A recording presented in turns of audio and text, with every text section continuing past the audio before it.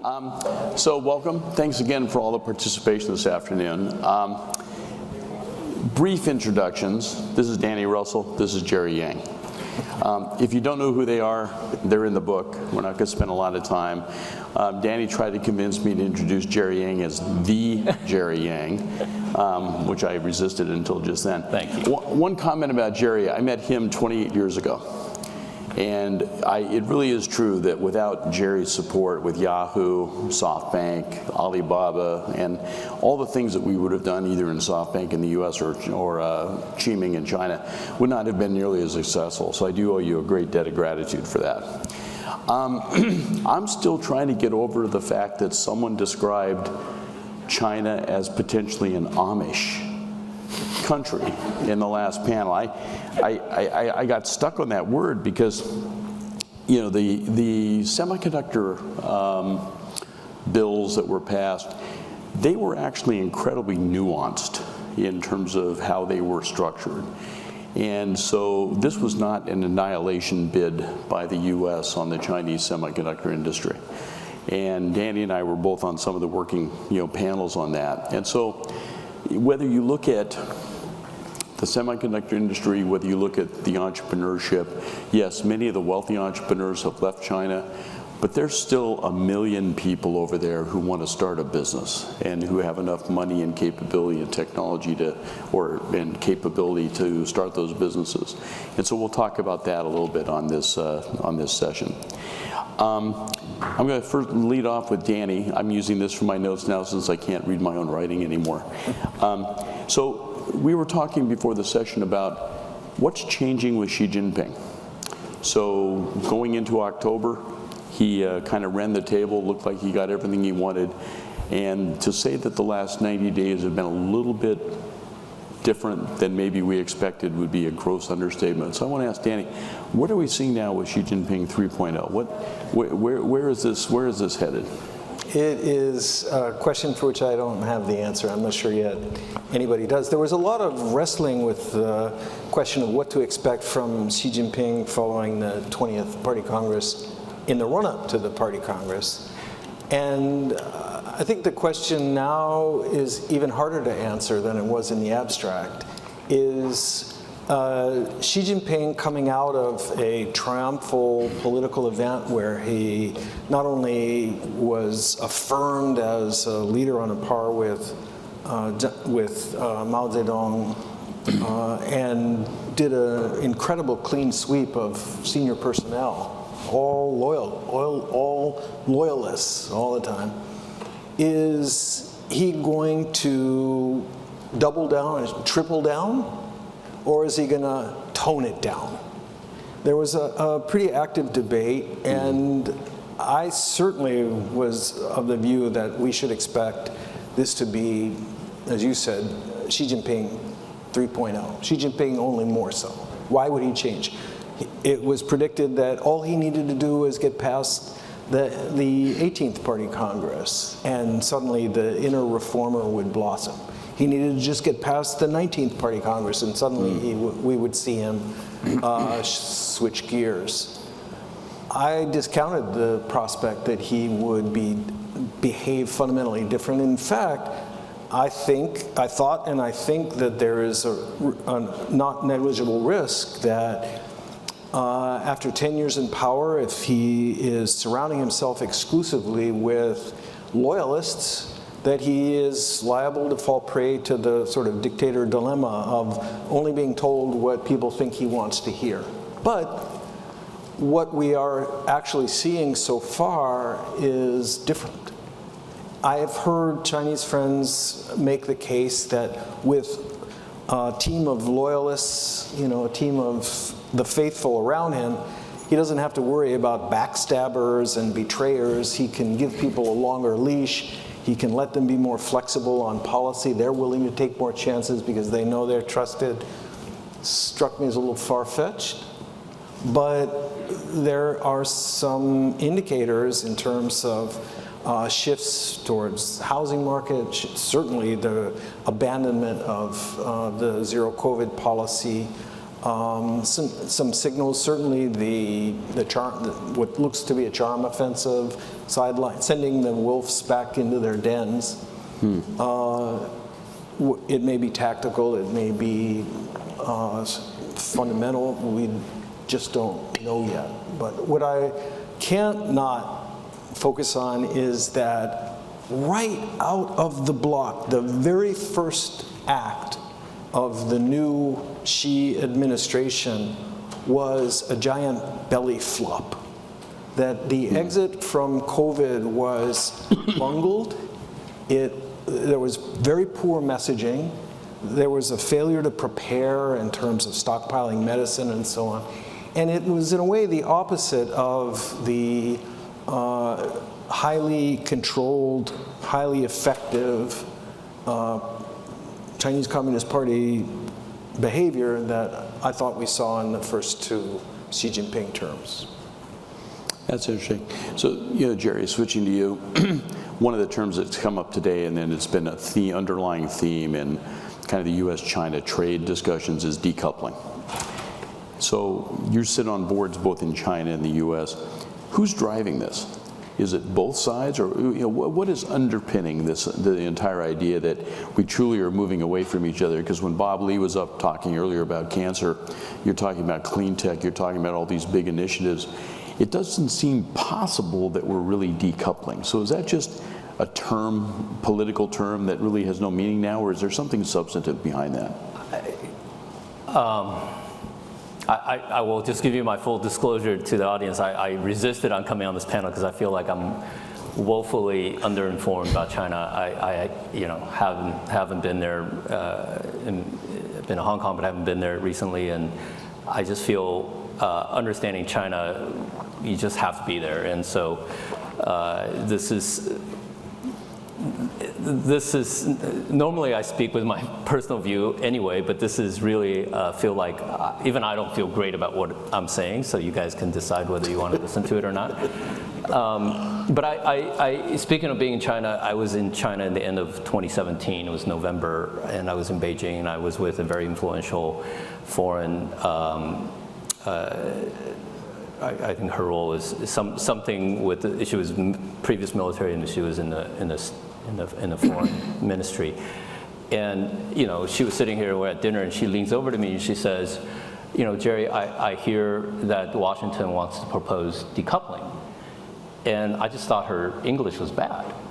And I said, what do you mean? What do you mean decoupling? And she goes, I think they want a complete technology decouple from China. And I said, you're crazy. This is not possible. And those of you who were around in 2017, you just remember how shocking that statement was coming from a Chinese official. And so, and as we've since seen as part of this national strategy in the U.S., and I think one of the scholars I really respect framed the U.S.-China technology divide as a divorce. And I have not been through one, I hope never go through one, but those people who have will say that after a while you don't remember who started the divorce, right? It's he said, she said. And I think we're at that point where it's very easy it's very difficult to decide who started it, and it's very easy to decide, to point fingers at each other.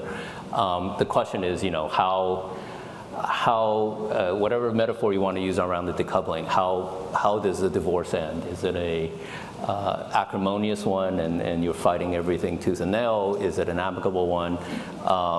And the challenge, as we've all observed, and even other people have talked about, there's once the momentum starts of decoupling, there's no natural stopping function. There's no natural way of saying, okay, that was enough. And I think whether it's on cancer, whether it's on environment, whether it's on pandemics, you would think a lot of these things are natural places where you would extend an olive branch, but I think, and I think maybe Gary, you taught me this, I think once the ideological zero-sum game begins, it's very, very difficult.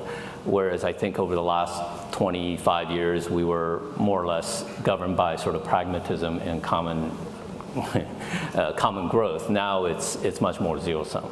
Do you think that part of it's coming out of the discussions when we have these, so we have the semiconductor working group, the AI working group, there's now a biotech working group, and we've all participated in some form on these sessions.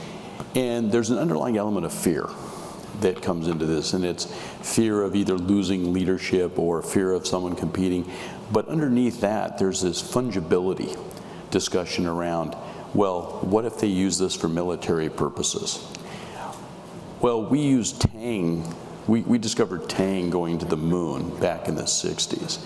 And outside of probably causing diabetes in lots of people, I don't think that that was a real security issue for anyone else on the planet. So you kind of look at this and you say, so the fungibility, is that really a valid reason to be having some of these incredibly painful discussions or fears, frankly, in our joint systems? You know, Danny, do you want to take a crack at that?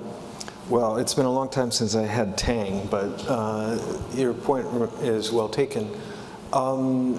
Yeah, I think that there is increasingly a sort of a quest for perfect security. Now, there's a legitimate concern that the open society and free access to technology that's a hallmark of the West has enabled China to acquire technologies and capabilities that it's applied in its military. But this is well beyond my area of expertise, but it's an open question whether that's something that can be prevented. And both countries talk about, well, the U.S. talks about competition, frames the relationship in terms of competition. The Chinese frame is struggle.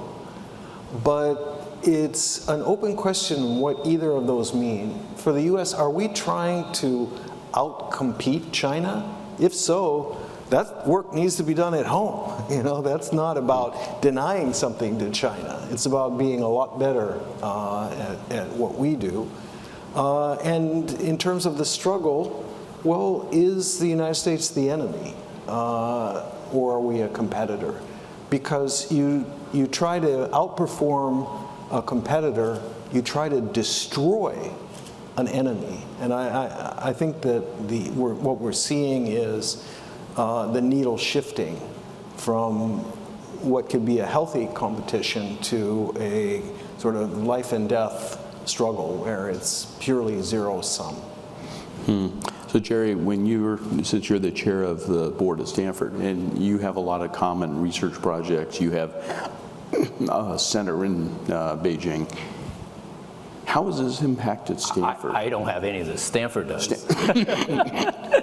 Sorry, Stanford has I can blame it enough of things that I do. I don't want to be. But how has this impacted the university? How's this impacted the kind of research cooperation? It's a great question, Gary. I would say that, and again, being an observer of all this, I feel like one of the core traditions, or the track 3 elements of our global society was this idea of sort of academia and cultural exchange being a way of keeping some openness between two societies, and it's not surprising that has slowed down tremendously, and whether it's COVID, whether it's sort of the anti-China sentiments here in the U.S. The students coming from China are much fewer from application perspective. I think the scholar transfer are much more difficult, and scholars who are U.S. of Chinese descent went through a pretty difficult, is still probably going through a pretty difficult time through the FBI China initiative. So I would say there's been a dark shadow cast over the exchange with China on I think all the Chinese language programs have moved to Taipei, and so there's just and it's a combination, right? It's not just one policy, or it's just this gradual building of not wanting to engage, or not being allowed to engage, or people who want to engage aren't allowed in the killing of NGOs in China. So it's a mutually built up amalgam of things. And again, going back to our earlier discussion, it's hard to point a finger and says who started it, or it doesn't really matter who started it, where we are. And it's one of those things that I think we are, quite frankly, missing an opportunity on, because I do think that, other panelists have talked about this, where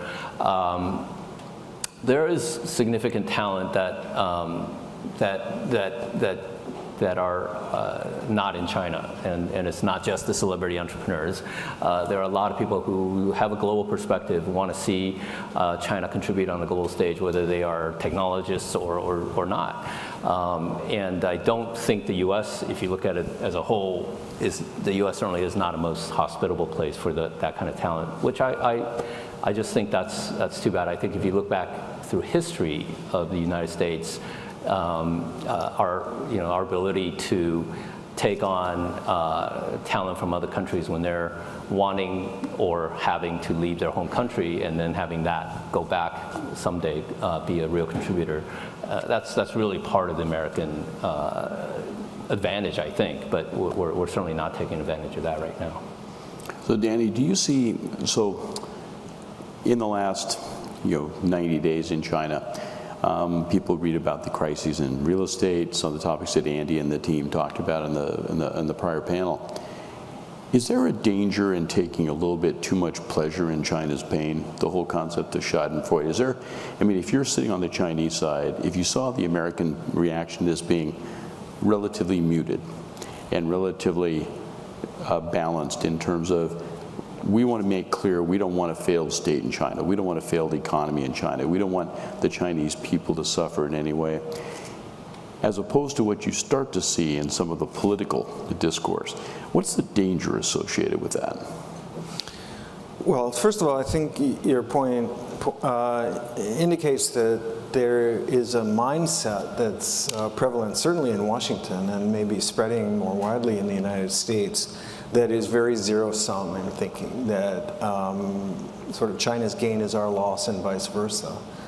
That's reflective of this sort of chronic mistrust that you alluded to, and the growing perception of the other side as them, as the enemy. And we all know that phenomenon has been facilitated and exacerbated by the physical estrangement that came with the pandemic and the inability to interact and travel. And it's, on a government-to-government basis, been made, I think, a lot worse by the atrophying of the sort of dialogue mechanisms and the interactions. When I worked for Obama, I heard him say again and again, including behind closed doors when he wasn't saying it for effect, that he thought that the U.S. had much more to fear from China that was weak or unstable, that was not flourishing. It's easy to sort of spin out a scenario of how things could go bad and how tremendously it would affect the world and it would affect the United States.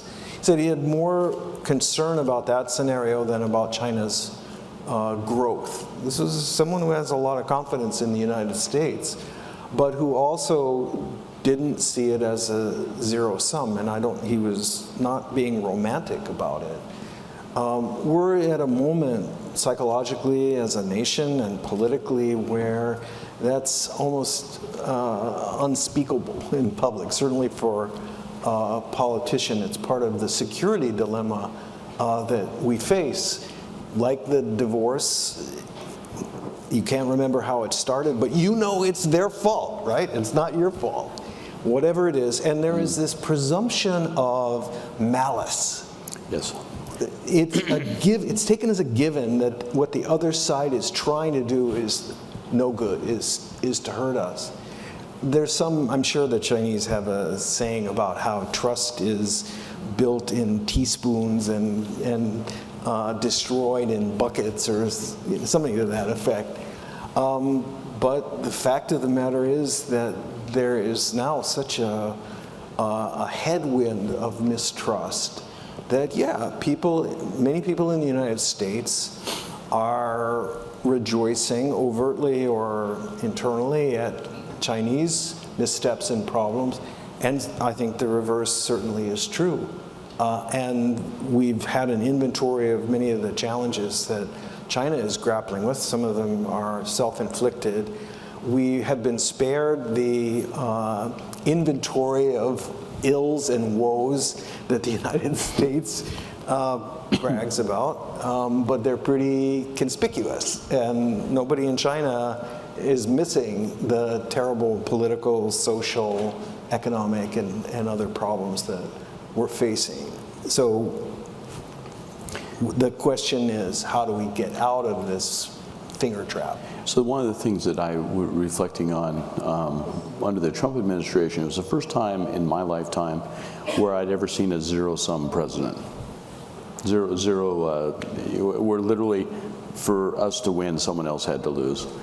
The U.S., in my opinion, doesn't do terribly well with that. That's really not been part of our culture or our nature for, almost 250 years. How do we fix that in the context of China? So we're, in a sense, the senior partner in that relationship, not as much senior as you might have been before, but when you look at the discussions, again, that we were having about working on cancer together, clean tech together, I think actually the last 3 years, I haven't been to China since 2019. Jerry's comment about he's uncomfortable with his opinion. Well, everyone in this room should probably be uncomfortable, because I don't know too many of you that have spent a lot of time in China the last 3 or 4 years. And so we are dealing now with far more opinion as opposed to kind of on the ground, real conversations and facts. And that's something we have to get back to. But how do we fix this? What are the steps in, whether it's in technology, Jerry, or whether it's with the government? Clearly, interaction has to be part of it. And should we be optimistic that the two sides are talking together and actually planning meetings and things? Is this all like we've hit the bottom and we are now coming off the bottom a bit? Are you asking me? You first. You first. You said you would ask Danny first.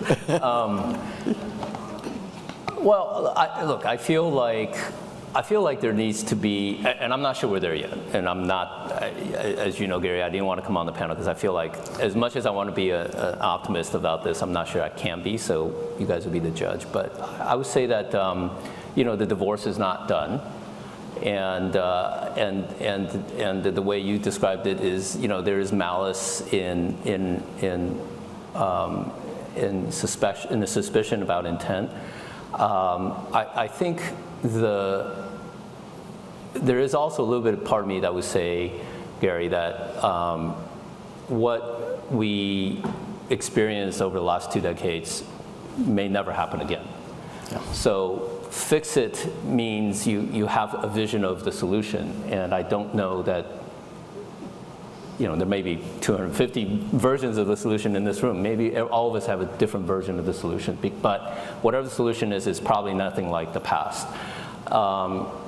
I think the previous panel and Danny, the Chinese view progress through revolution and struggle, and this idea that the country wins, people suffer, is in their culture. And so when you talk to people who are now coming to, they're coming over and without having to go to China and seeing the streets, which I do think is the best way, we are getting a lot more information. And what people are saying is that they're geared up for the struggle, right? They're geared up for the next 3 to 4 years being kind of economically blah. They're geared up for a lot of people dying of COVID, whether it's publicly reported or not. One of my friends said, not jokingly, 5 million people deaths in China is not a big deal, right? In our history, in China's history, it's just not a big deal. Here, it will be the end of the world. And so you have very stark contrast of ways of governance that is deeply rooted in culture. And I think that's the difference that people don't understand is that we all can denominate ourselves on U.S. dollars, RMB, or stock markets, or whatever, but we're coming from two different cultures. And I think to fix it, there needs to be a thorough understanding, maybe by both sides, maybe just people on their own understand what we're about and what they're about, and then coming together. Because I go back to my opening point, which is I don't think we can go back to 2011. I don't think, and And I think that new world order is something that China is not used to. They don't know how to lead. Like you said, they prospered in the last 40 years because they're able to have this formula of, being land banker as a state government and then borrow, steal, and beg for technology. They can't do that anymore. So what is their formula? And then what is our formula? Whether it's senior partner or equal partner or worse, we have to figure out our role. And I think until both sides are comfortable with who we are culturally, place in the world, and where we want to be, it's a very difficult conversation. And I'm sorry, I try to be positive. No, but let me. So, is entrepreneurism dead in China? No, I think entrepreneurial, in the broadest sense, is always alive in China. It goes back to the imperial times. But I think.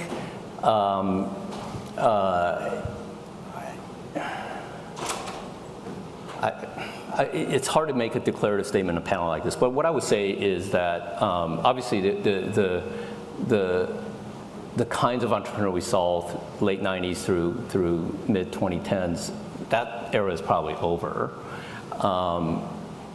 But does that mean some other form of entrepreneurship doesn't spring up in China? It always does. It's usually south of the Yangtze River, but it is incredibly. It's also incredibly indelible part of the culture in China is to be entrepreneurial. Mm-hmm. Their version of entrepreneurialism is a little different than ours, although. And I'll just say this: I feel like until they really figure out sort of the risk reward for being an entrepreneur, that the old model is more like our model, which you can get rich and you get famous and then you get status. That model is over, right? That model is you can't get too rich and you certainly can't get too influential, and the merchant class is never bigger than the emperor, right? So that's been now established. So what does that mean for entrepreneurs? What's your game? Well, I would submit that the key thing is the entrepreneurs in China now probably stay farther away from politics than some of the earlier generation, and you probably won't see a school of XYZ entrepreneur thought started. I think so. Those are the things. Maybe that's one of the lessons that Jack took away from his recent experience. One of the things, though, that we find interesting. So in our business in Qiming, there's been absolutely no slowdown in startup formation and in funding, and it's tied to different sectors now than it had been before. So the social media sector, the things that really hit the consumer, I think are much more difficult now. And I think that that's somewhat of a natural trend of what happens in venture capital, but China led with the consumer explosion on the internet. The U.S. had always been enterprise-led, and then it bled into the consumer. So it was an evolution of enterprise first and then consumer. That was totally flipped on its head in China. So what we're seeing now, whether you look at healthcare, they're still only at about 6% of GDP on healthcare. So that if it gets to 10 to 12%, you're adding another $1.5 trillion of business just in the healthcare sector. The entire enterprise sector, the decoupling mindset, more from the China side, is that they will simply quit using American-made software everywhere they can. And in a way, you can't really fault them for taking that position. If you look at the 100 largest software companies on the planet, only 3 are Chinese. So if I were to make a bet with you, I would say the odds of there being more Chinese companies on that list in 5 years, 10 years, 20 years, that's a pretty good bet. And I would suggest that that's the kind of bet that the venture capital and the investment community is looking at making. So switching to Danny, because I put Jerry on the spot first on that, which is a little bit unfair. How do you see, can we be entrepreneurial in our approach in government? What can we do? What do we have to play the same playbook that Obama did or Bush did or Clinton did or Reagan? Is there something that we need to do? And because we talk about how do we cooperate with China, do we do something on clean tech, do we do something on cancer? Is there just a fundamentally different way out there of thinking about how these governments interact that we could potentially propose? Or start at some grassroots, or I don't mean grassroots, but very, very low level so it doesn't threaten anybody. being a 33-year veteran of government, it's a little hard for me to muster the optimism and enthusiasm to suggest that there can be a really fundamentally different way for government to operate. There can, however, be a really fundamental way for human beings to operate, to tackle problems. And Joe Biden, the President of the United States, is a human being, and Xi Jinping, the leader of China, is a human being. They actually have a no-kidding relationship. Starting in 2011, as vice presidents, they genuinely got to know each other over a sustained period in China, in the United States. That's very, very rare among leaders. And I think that part of what has held the relationship together, to the extent that it has been held together, and part of what made the meeting in Bali reasonably productive, despite neither side budging an inch on any substance, is that there is a real relationship. We heard today from an expert that the Select Committee in the House, while it's going to create a lot of smoke and storms and carnage rhetoric, was, I think, the word that Jim Mazzini used. Carnage, yes. Right. Isn't really going to have legislative power, and the divided Congress means that we're not going to see a lot of laws. We'll see a lot of political pressure, but not necessarily laws. We may be in a moment where it really comes down to these two people, Biden and Xi Jinping. And one of the takeaways for me from today's conference is that the things that are so patently logical, things that we ought to want, things that are in our interests, whether it's in terms of trade facilitation or student exchange or medical and scientific collaboration. I mean, these things that are good for us are so difficult to do. I don't think that Joe, and I'm not making a prediction, but I don't think that Joe Biden and Xi Jinping can overcome the structural problems or the fundamental trust deficit between Washington, D.C. and Beijing. But I do think that they can and are very mindful of the risk of war, and that they can do something about that. You know, the only surefire way for countries to prevent war is for one to surrender, right? Or for one to be so overwhelmingly powerful that the other has no options. And neither one of those are, I think, in the cards. But conversely, the pathway into war is not necessarily intentional. It can be a misreading of the other side and what happens when I push this button, Yeah. It could be a sudden decision that, hey, if I don't act now, all is lost, and the hell with the consequences, damn the torpedoes, I'm going to do this, regardless of what happens. Or it can be as simple as one hot-dogging Air Force pilot making a mistake, causing an incident that causes a crisis that rages out of control, that escalates and leads to conflict. I think that's something that neither Xi Jinping nor Biden have any difficulty visualizing. And so if there is a wormhole out of this strategic dilemma, that might be it. Interesting, yeah.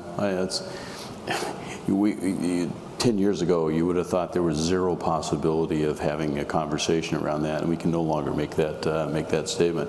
So I'm going to have one more question and a short comment, and then we'll move to Q&A. So if you could be ready with your questions. So TikTok, do we ban TikTok, Jerry? I mean, I'll be first to tell you I've been accused of being too naive about these things, but I don't. Maybe I'm using your line too. I totally agree. I don't see it. I'm trying to figure out how TikTok can be weaponized to use against the American people, more than it already has. I have 2 kids, but you know, look, I mean, China has banned every large tech company from the U.S. other than maybe, you know, Apple or whatever, but it was certainly similar companies that are U.S. based that don't have a footprint there, and you can argue that there's probably a lot of lobbying pressure in the U.S. to say, hey, why, if we can't go over there, why are they here? And by the way, I think TikTok is taking a pretty good chunk of ad revenues out of our other big tech companies. So perhaps there is more than the pure sort of they're from China, they must be evil. There must be maybe competitive or market pressures that is doing that. But and yes, if you have malice and you have intent and you're looking for divorce, you can imagine they can take your data and do X, Y, and Z and A, B, C, D. It's certainly possible. I've learned that we can't discount that anything that anybody can do with data. But I also just, I think it is just an easy target for people to talk about. Could I put it a Please. different way? Yeah. Banning TikTok is the solution to a problem that probably doesn't make the list of the 100 most serious problems that the U.S. faces. That's probably true. But Messina and I, when we were meeting 2 days ago before the conference, we were talking about Biden running in 2024. He says, Joe wants to run. Okay, great. And I said, then there's one thing you can't do. And he goes, what's that? I said, you can't ban TikTok. Because the youth already hate the idea of an 84-year-old president running for office again. So if you ban TikTok, you take every 17 to 20, 25, 30-year-old and basically say you care nothing about what they like or anything. He's like, no one's ever said that before. So perhaps that will be the saving grace for TikTok. Although I think it's funny that Facebook spends about $50 million so far, as Jerry was mentioning, lobbying against TikTok because they're getting their ass kicked, and I think that's more the reason that some of this is going on. Okay, questions from the audience. Who do we have? Over there? Microphone. Make it short, because I've run long. My name is George Gilbert. I'm a tech industry analyst. Question for Danny. Since you were at the top of the China policy-making apparatus, I'm wondering, when Deng Xiaoping was establishing, or operationalizing the opening that Kissinger made, their attitude towards Taiwan was, it'll eventually want to be part of the motherland, using sort of the Russia analogy. And now the mentality is, it's drifting inevitably away. Can we help change the mindset, maybe by having a peace process like we made an honest effort in the Middle East for decades, to say, just set the tone and both sides make an effort to say, can we at least make it appear like there's a possibility that there can be a peaceful reunification? Because right now it's like the longer they wait, the more likely it is they'll have to use force. Is there a way to change that? And then at the same time, we just arm them for asymmetric defense so that the deterrence calculus changes too. Okay. Take 30 seconds. Yeah. There is there's a limit to what the United States can do to help resolve, let alone, or stabilize, let alone resolve the Taiwan Straits issue, although there's a universe of things that we can do to make it worse. But your central point, I think, is a critical one, namely that removing all hope in Beijing that there could be a peaceful reconciliation between Taiwan and the mainland, that the sort of national unification process is possible someday. Removing that hope is counterproductive, to say the least. And sustaining that hope is an important part of deterrence. It might be helpful at some point for all of us to ask the Taiwanese. what they want to do too. But that's, we'll get around to that point. Next to last question. Is there any other one? Okay, that gentleman over there. Hi. Can you stand up, please? Yes, Matt Boswell, Stanford Center on China's Economy and Institutions. I guess this question is for Jerry. I'm an employee of Stanford. I'm an employee of a center that focuses exclusively on China. I've worked at Stanford for 10 years and witnessed firsthand the incredible shift from exuberance and excitement about collaborating with China to increasing hostility and suspicion on both sides. I wonder what role the university in general, and Stanford in particular, has, because I think it occupies a special place, higher ed, between the U.S. and China, what role it has in forestalling or mitigating overreach on both sides, whether it relates to attracting world-class talent, protecting the researchers on both sides. I mean, you got the picture. I think you know the answer. you're baiting the witness, but I think Mark has been very outspoken on this topic, our president, and Matt, you're exactly right. I think the universities have like 3 superpowers, right? One, they can educate, and I think Stanford, through our influence, should educate more people that want to be global, and it's not just exclusively to China and the greater China area, but it's really the broader community. I think the anti-globalism hurts in the long run. Second of all, second superpower is to do research and solve some grand challenges, and that we talk about whether it's the environment or pandemics, and I think Stanford as an institution can lead on that. We can stick our neck out as researchers or professors to reach out and cross the other side. And the third thing I would say is convening, right? It is in our power to convene. We just need academics and great people like you to think about ways to bridge the gap, to have conversations that aren't going to happen anywhere else. There are plenty of other organizations. This one is doing that. The National Committee on U.S. China Relations is doing a lot of that. But I think, like you said, there's uniqueness to the higher education Stanford, places like Stanford to hold that convening. And I'll end with this. I think personal view, I think Stanford should figure out how to study China like Stanford studied Russia in the late 70s.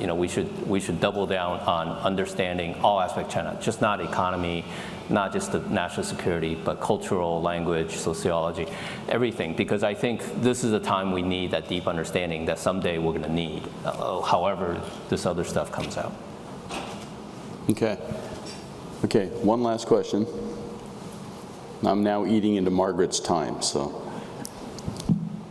Hi, my name is Gu from ARM again. So my question is, people argue or history suggests that even when a curtain did drop or a wall built, the world would eventually converge again. Do you believe that? If yes, what's your advice to the tech sector or the private sector in general to either slow down the decoupling process or preparing for a reconverged world? Thank you. So I'll take that and then I'll wrap up. I think that these things run in cycles. So if you go back 20-something years and you look at how China's venture capital, how China's innovation engine got started, clearly there was a lot of opportunity, very talented people. You had the overseas Chinese return, you had a lot of their capital come back, and then you had the institutional venture capital. A lot of that money was foreign money that came in that enabled that. And so that was, I think, what you'd call China VC, China Innovation 1.0.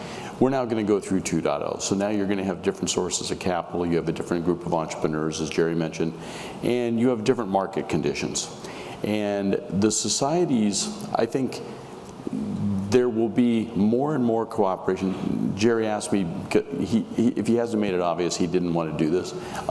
So when we were talking about it, he says, "Why are you so optimistic?" It's like, because that's worked for me for 66 years, and I don't think I'm going to change it, at this point in time. And so what will happen is the problems get harder and harder and harder, and they require more cooperation. The easy stuff in tech is pretty much done. Now you're really looking at things that require 10 years of development in biotech or material science. They require different levels of cooperation. Chinese society, Chinese industry is going through that. If all of the changes that occurred in e-commerce and fintech were simple, then the SOEs in China would have done it. And the reality is it took entrepreneurs, it took people who think about things fundamentally differently. And it took a period of time where that society opened up. So now maybe it's closed down or shut down a little bit. It will open up again. Not in the sense of political, politics, et cetera, but certainly from the standpoint of, okay, we need help in this area. We're going to reach out. You have 4 billion people in the world that still don't have really any access to technology. They're going to have a role to play in this. India will have a big role to play. So we're going to be going through this. The worst thing we can do is to start to isolate from each other and not communicate with each other, because you don't really know who you're going to need in the future. And I think that's kind of one of the underlying missions of the Asia Society. You don't really know 10, 20, 30 years from now, what are you going to need? Who are you going to need? Where's the next real key going to come from? And I think today's conference hopefully gave some insight into how we think about that, and at least had part of what will be a conversation that will go way past the end of my lifetime. So I appreciate all of you for taking the time. I appreciate all of you for the contributions and participation. And with that, I'll thank Jerry and Danny, and I'll invite Margaret up to finish up.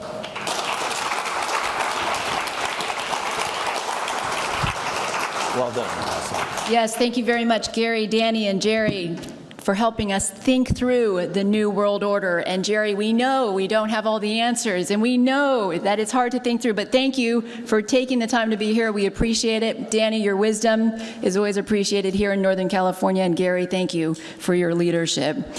I want to thank again all of our wonderful speakers. We had 31 today, and all of our sponsors. And please, let's give it up to our very hardworking team. They're all throughout the room, and our volunteers and interns.